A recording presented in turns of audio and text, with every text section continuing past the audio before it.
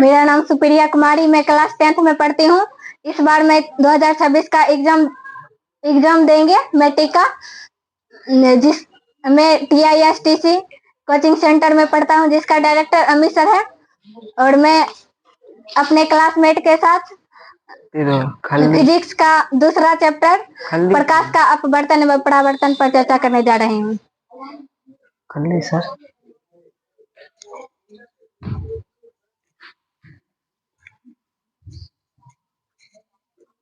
मेरा नाम विशाल कुमार है, मैं क्लास 10th का छात्र हूँ। जो मैं अपनी क्लासमेट से प्रकाश के परावर्तन और अपवर्तन पर चर्चा करूंगा।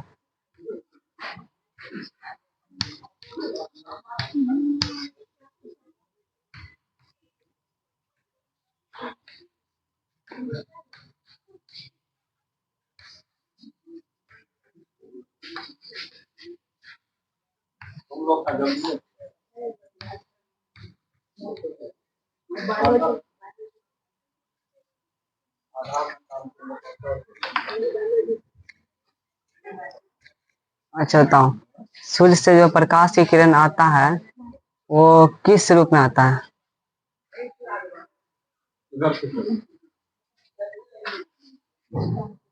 सौर ऊर्जा के रूप में।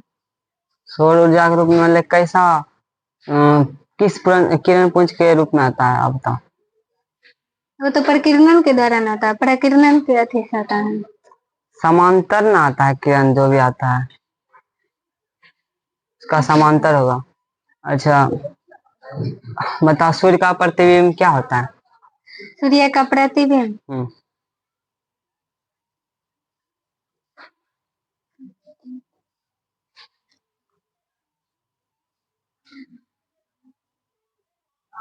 सीधा होगा, काल्पनिक होगा। प्रतिबिंब सीधा होगा, इसमें काम बनता है।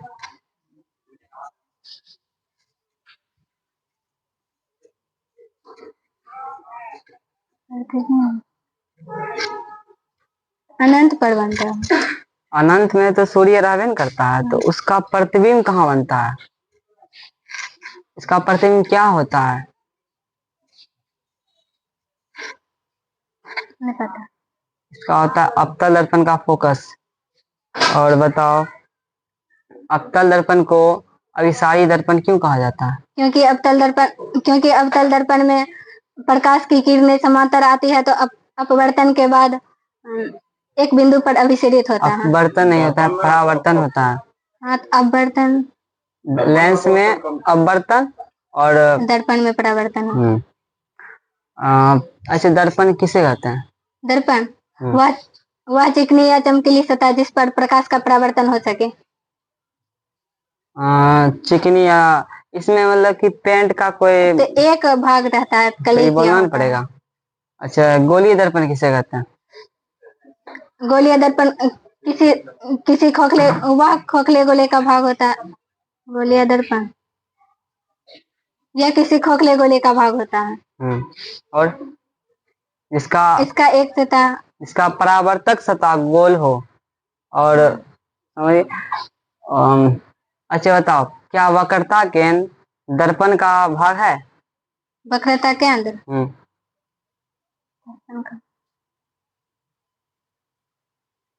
दर्पण का भाग नहीं नहीं होगा। क्यों नहीं होगा? जोर से बोलो।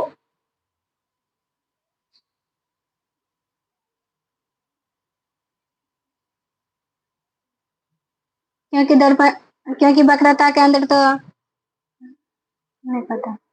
देखो, पहले क्या बोली, गोलीय दर्पण जो होता है ना, खोखले गोला का भाग होता है, खोखला ना होता है, तो इसका भाग थोड़ा ही हुआ, यही हुआ। अच्छा, समतल दर्पण समतल दर्पण का गुण के बारे में बताओ तो। समतल दर्पण का गुण जितना होता है बताओ।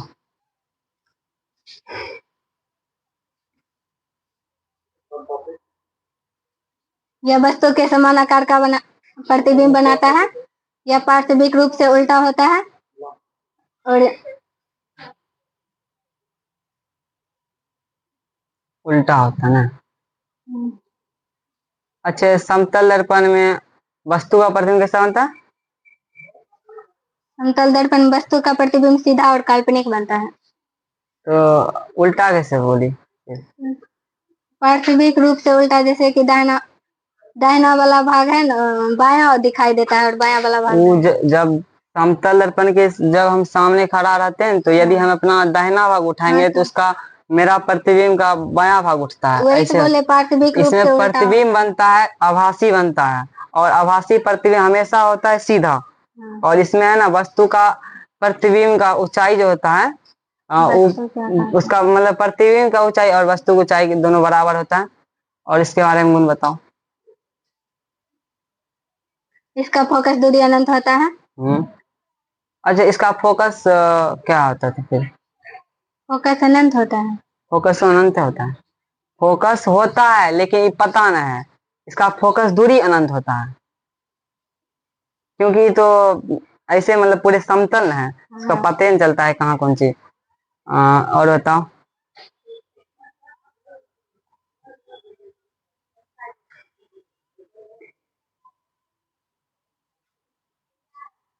और अच्छा, हम ही बताते हैं इसका। समतल दर्पण में समतल दर्पण का आवर्धन का मान +1 होता है, क्योंकि इसमें प्रतिबिंब की ऊंचाई और वस्तु की ऊंचाई दोनों क्या होता है? बराबर होता है। और आवर्धन बराबर होता है प्रतिबिंब की ऊंचाई एवं वस्तु की ऊंचाई के अनुपात को आवर्धन कहते हैं। तो दोनों कट के +1 हो जाएगा। और अब समतल दर्पण में समतल दर्पण एक प्रकाश के परावर्तन का अच्छा सतह भी होता है। हाँ, होता है। उसके बाद समतल दर्पण में पार्श्व परिवर्तन होता है, उल्टा दिखाई पड़ता है। जैसे कि यदि हम कुछ लिखेंगे ना कॉपी पे, उसको दिखाएंगे तो उल्टा दिखाई देता है। और जैसे और एक्स्ट्रा हम किताब से बाहर भी बोल देते हैं। जैसे कि यदि समतल दर्पण को है ना थीटा कोण पे यदि व्यवस्थित करेंगे दो समतल दर्पण को, तो प्रतिबिंब की संख्या अर्थात n बराबर 360/θ होगा। तो यदि जैसे कि मान लो 40 डिग्री पे हम रखे, जैसे दो समतल दर्पण 40 डिग्री पे है, उसके बीच प्रतिबिंब की संख्या होगा 9, क्योंकि इसको 360/40 हुआ तो कट गया, 9 हो गया। उसके इसमें भी होता है, जैसे कि यदि सम बनेगा, मतलब कि प्रतिबिंब की संख्या जैसे सम में आ गया, उसमें एक घटाएंगे तब वो हुआ उसका। और दशमलव में आएगा तो उसमें एक घटाने वाले पूर्णांक के बाद जो होता है उसको लेते हैं। और बताओ, क्या फोकस और वक्रता त्रिज्या के बीच संबंध है? उस संबंध का बताओ तो। हाँ है, F बराबर R/2 होता है। फोकस दूरी तब वक्रता त्रिज्या के बीच क्या संबंध है? फोकस दूरी और वक्रता त्रिज्या के बीच। हाँ,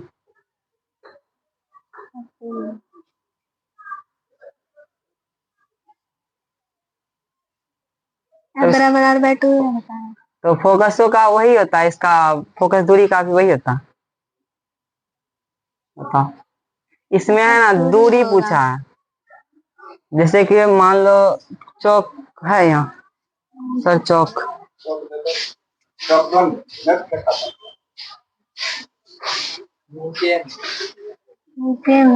नीचे में है।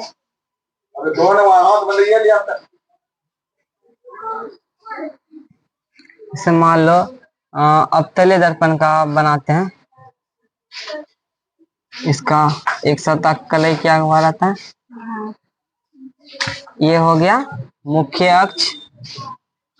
और जैसे मान लो अपने यहाँ से यहाँ फोकस हो गया, यहाँ जो पोल जिसको बोलते हैं ध्रुव, और यहाँ हो गया वक्रता केंद्र।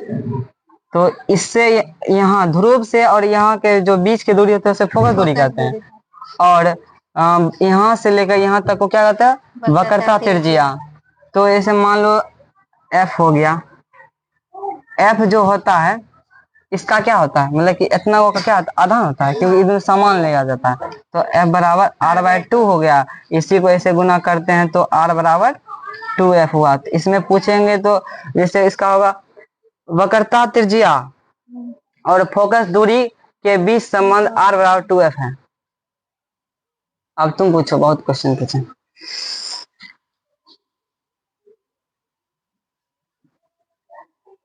विचलन कोण का दो उदाहरण। विचलन कोण का दो उदाहरण दे। पहले विचलन कोण का डिफिनेशन बोल देते हैं। जब निर्गत किरण और लेंस में दर्पण में। दर्पण में, अच्छा इसका बताओ तो पता है। आपतित किरण के बढ़ाए हुए भाग से परावर्तित किरण के बीच की दूरी को आपतित प्रकाश के बढ़ाए हुए दूरी, आपतित किरण के बढ़ाए हुए हाँ भाग से परावर्तित किरण के बीच की दूरी को विचलन कौन कहते हैं। जैसे में हो गया घड़ी के दिशा और घड़ी के विपरीत दिशा, और विचलन कोण बराबर होगा 180 - 2i, जहाँ i बराबर आपतित किरण होता है। और दूसरा पूछो।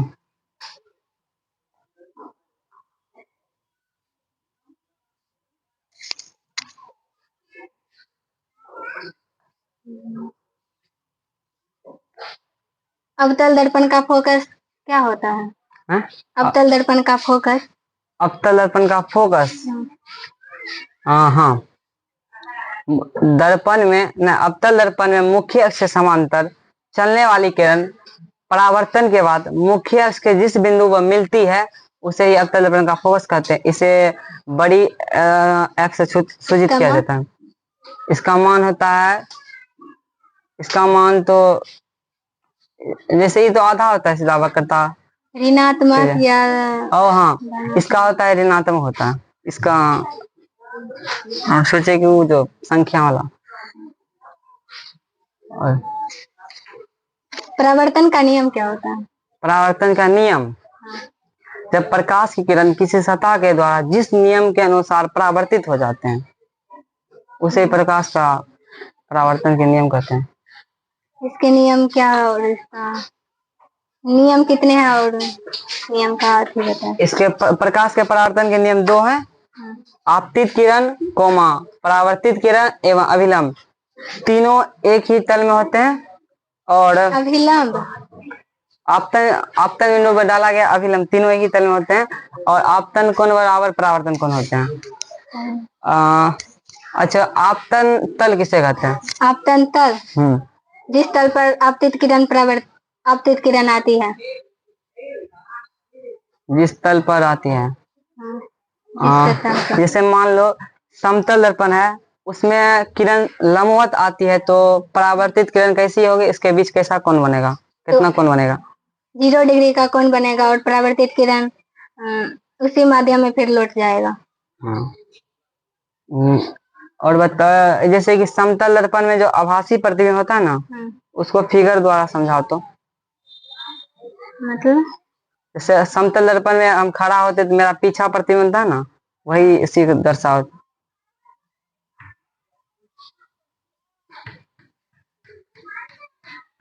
विवाह समतल दर्पण।